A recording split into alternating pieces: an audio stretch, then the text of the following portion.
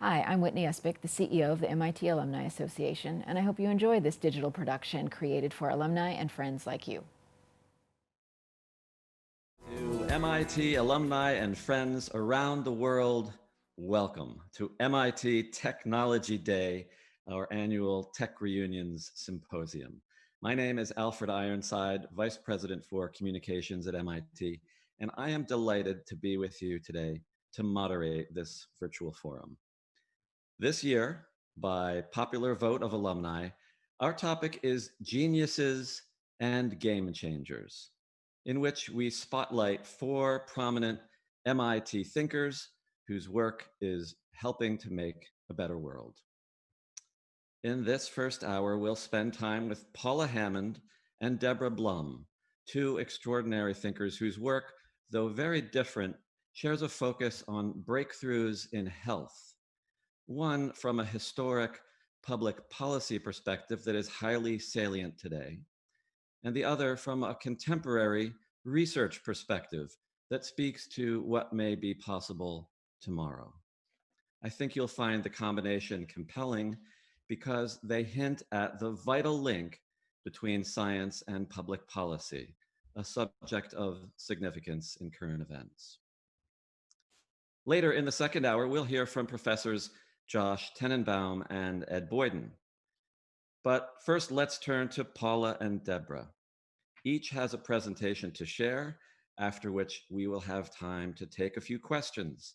So please feel free to submit questions using the Q&A feature on this page, or you can simply vote for the questions of others, which will push them up higher in the question queue. To do that, just click on the thumbs up icon next to your favorite questions. Bios for all of today's speakers are available for you to read at your leisure on the Tech Reunions website. And so, without further ado, let me turn to our first speaker, who is director of MIT Knight Science Journalism. A very warm Tech Reunions welcome to Deborah Blum. Thank you, Alfred. It's so great to be here. I'm going to go over and jump right into my presentation and share this screen with you. And so what I want to do is start by saying that I'm going to talk about the invention of food safety in the United States today. And along the way, I hope to dispel some myths and illuminate some of the connections between our 19th century food and drink past and the present. It's something of an unusual perspective built on the multiple roles I hold as a science historian, an investigative reporter, a toxicology journalist, and the director of the Knight Science Journalism program at MIT. And I'm going to start it in the 1880s when, as you can see with this satiric cartoon from the old magazine Puck, scientists were just beginning to investigate the American food supply and making some pretty horrifying findings. Why is this? Hang on. Oh, here we go. Sorry. And so one of the things I want to point out is that even today we can look back at that food supply and realize how bad it was. This is a slide that was sent to me by a chemistry professor who had done an experiment derived on my book, The Poison Squad. And to the right, you see what canned peas look like today, the kind of gray-green canned peas. And to the left, you see the much more visually attractive version that you would have seen in the 19th century before regulation. And that was because you could legally add the heavy metal compound copper sulfate to peas to turn it green. This same experiment shows you that when you put a nail head into those peas, you end up finding that the copper does not stay in the peas, but rather leaches out. And in the case of people, would be leaching out into their stomachs. So there's a real reason why you would want to find the fight for food and drug regulation at the turn of the 20th century. And that really began here in 1883 when an Indiana chemist, Harvey Washington Wiley, went to the USDA and became head of the Bureau of Chemistry. This is a photo taken from that year, and I've indicated Wiley with that yellow arrow, but this is also an image of every single scientist in the federal government at that time who was responsible for American food safety coast to coast. It's a small group, but interestingly enough, they did a remarkable job of investigating everything from wine to cheese and showing a landscape of both fraud and toxicity across the American food supply landscape. And I'm going to start by talking about fraud because before regulation, it was so wonderfully creative and unchecked. And I'm starting with coffee. I'm a coffee drinker. It's one of my favorite examples. If you look to the left, you'll see a can labeled or marked coffee essence. In that, manufacturers were free to put no coffee because essence of coffee meant that there didn't have to be any coffee in it. But in the regular ground coffee that you see in these other two examples, Wiley's chemists found that about 70% of the ground coffee supply in the United States was adulterated. It contained charred ground bone, crumbled burnt rope, it contained a variety of roasted seeds. And interestingly enough, as American consumers discovered that coffee was not to be trusted in its ground form and started switching over to coffee beans, there arose a cottage industry in fake coffee beans. These were mostly made of either wax and dirt or clay, and in fact, I found a paper by a early 20th century public health doctor who speculated that the source of the phrase a muddy cup of coffee comes from the fact that Americans were drinking so much dirt with their breakfast in the 19th century. Spices were worse, however. Wiley and his chemists found 100% adulteration of spices. Black pepper was often sawdust dyed black or floor sweepings, and reddish spices like cloves and cinnamon were routinely filled with brick dust. Also routine was the fact that whiskey tended to be industrial ethanol dyed and then flavored with syrups, which you could find on the market labeled essence of rye or essence of scotch. And the situation became so bad with whiskey that you see legitimate distillers like Old Crow here starting to run advertising indicating that their whiskey is not adulterated, that it's what people started calling pure, which actually became the standard for what was known as the pure food movement. But I want to move on, although I've barely touched on the scope of fraud in the 19th century, to the fact that the 19th century food supply was also fatal. And my favorite example of that happens to be milk, as illustrated here by a cartoon by the famous political cartoonist Thomas Nash. During this period in time, milk was usually either delivered to someone's house in bottles, or people would go to markets where dairymen would dip out from large containers milk in individual portions to consumers. And obviously, in this cartoon, you see that the dairyman appears as death. Why would that be? Well, milk in the 19th century was naturally dangerous. It was not pasteurized. Milk contains a variety of sugars and proteins, which makes it a wonderful breeding ground for pathogenic bacteria. And at that time, milk often was carrying bacteria that we don't see so much today, such terrible diseases like bovine tuberculosis. In addition, in the milk was not refrigerated, and dairymen who were dedicated to improving their profits, and this is another Nash cartoon on that subject, often watered the milk.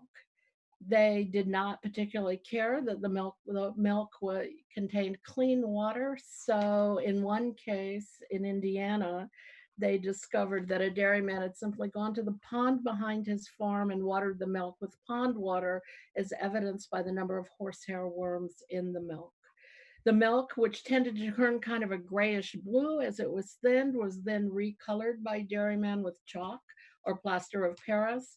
And sometimes to fake the substitute for the missing cream, they would puree calf brains, which would float on the top of the milk in an attractive golden brown layer. And because this is also a period before electricity and before standard refrigeration, the milk tended to rot. So, to deal with that, dairymen started using a preservative, an embalming agent, which became popular in the Civil War, formaldehyde. And are at this time, because we are pre-federal food regulations, no rules that say you can't use something like formaldehyde, and no rules that say, but you have to hold it to within a certain limit. So the dairyman would often simply say to themselves, well, if a little formaldehyde preserves the milk, which it did, a lot will preserve it even better.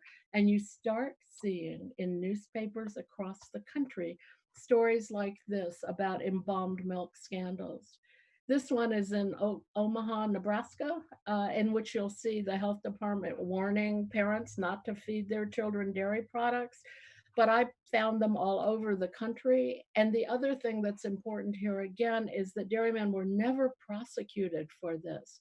There was one summer in Indianapolis where 400 children died from drinking embalmed milk, and there were no fines or sanctions or prosecutions that resulted from that because it was completely legal. Finally, Harvey Washington Wiley ran out of patience. And he launched what I tend to think of as the craziest experiment in public health history, in which he essentially decided to poison his coworkers in the name of science.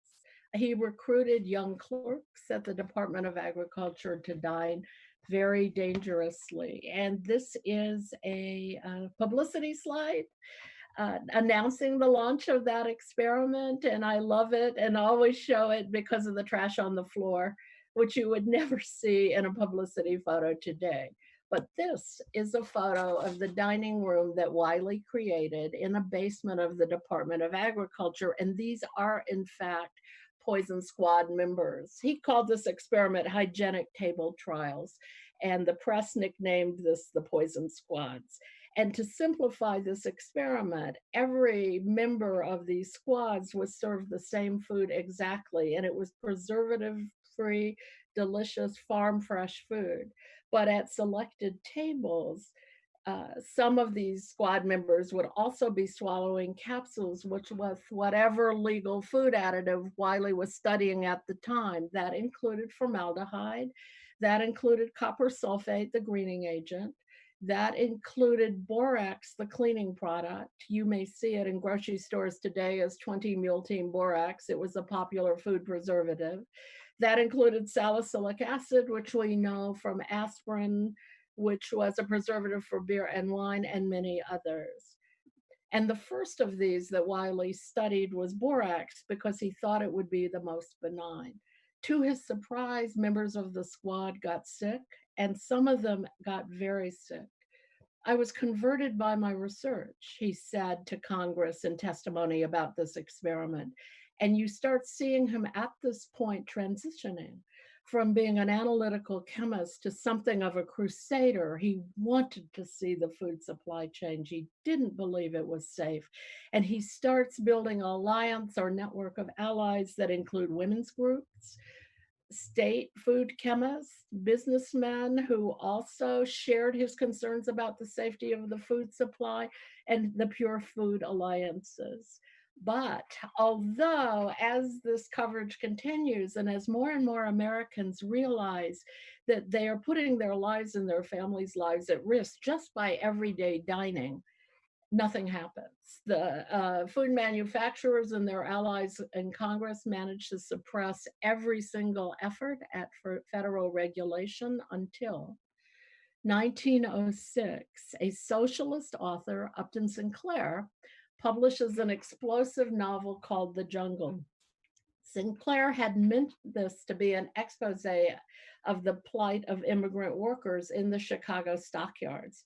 And to do the research, he went to the stockyards. He was a poor writer. He actually blended in pretty well. And he spent weeks observing and interviewing. And it was the setting that resulted, the backstory of food production, the poisoned rats going into the sausage, the slimy, rotting pork that was cleaned off and went into the potted ham, the occasional worker who went into the lard that the public reacted to. And Sinclair later said, I aimed for the public's heart and hit it in the stomach.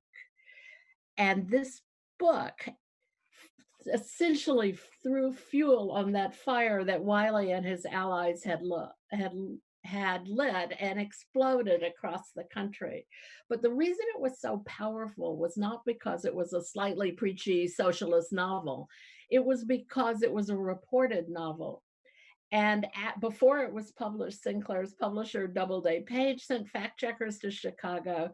And afterwards, as the book became a real problem, President Theodore Roosevelt sent his own fact checkers to Chicago, and they came back and told him that the situation was actually worse than in Sinclair's book.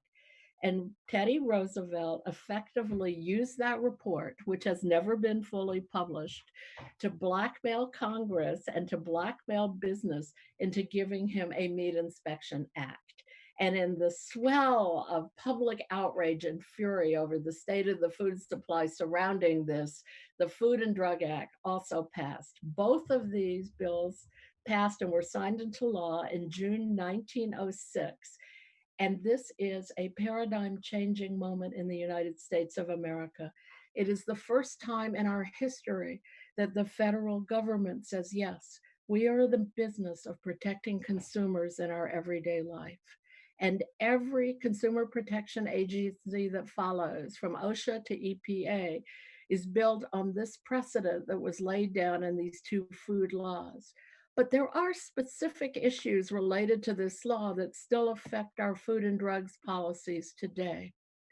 One of them is that because there was so much power and politics behind the Meat Inspection Act, it was drawn up in a way that fully funded meat inspections. And as you'll see here, the US Department of Agriculture gets about $1 billion a year to inspect about 6,400 meat processing plants in the country. This is roughly 10 to 20% of the US food supply. And there is 100% inspection of those plants. By contrast, the FDA gets almost the same budget to inspect more than 300,000 plants, at roughly 80 to 90% of the US food supply. And just to pull out one example of what that means, only 2% of food import lines are ever physically examined. So let's look at what those numbers tell us.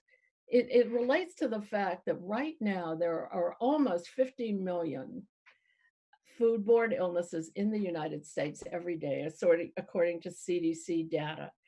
Of those, a little less than 10 million can be attributed to 31 known pathogens, but the vast majority, almost 40 million in this case, are attributed to unknown causes. And the CDC website lists these as everything from possibly bacteria to possibly toxic additives. And the fact is, we just don't know.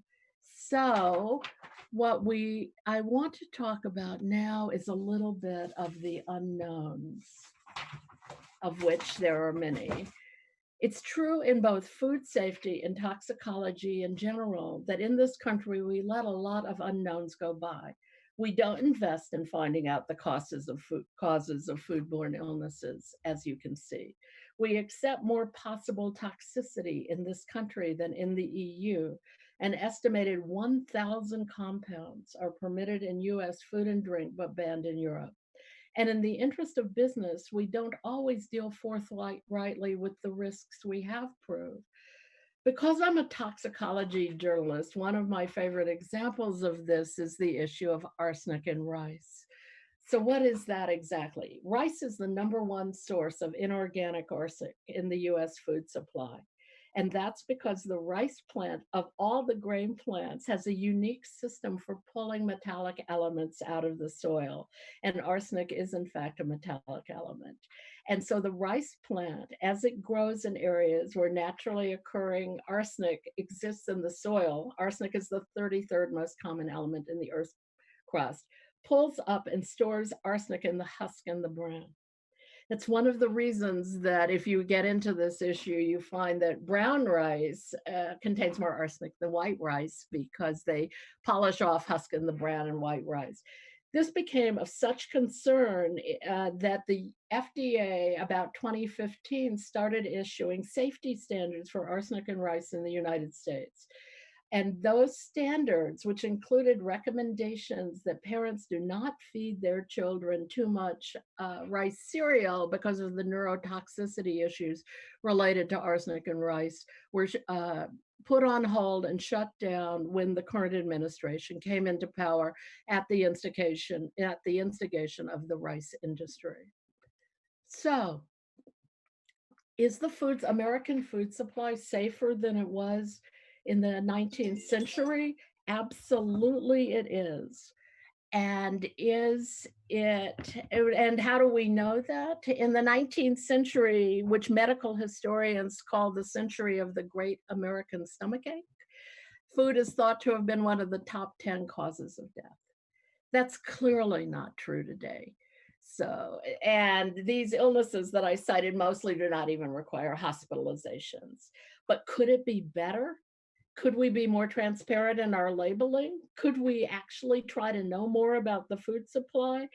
Could we enforce our regulations that we do have more rigorously? Absolutely, we could. And could we use Harvey Wiley's today, standing up for the safety of American consumers? Yes, we could use them today, and I suspect we will be able to need them for some time to come. Thank you. Deborah, thank you. And thanks for the reminder to unmute. Uh, we have a number of questions coming in on your fascinating presentation, and so we'll get to those in just a bit. So please stick around. Thanks for joining us. And for more information on how to connect with the MIT Alumni Association, please visit our website.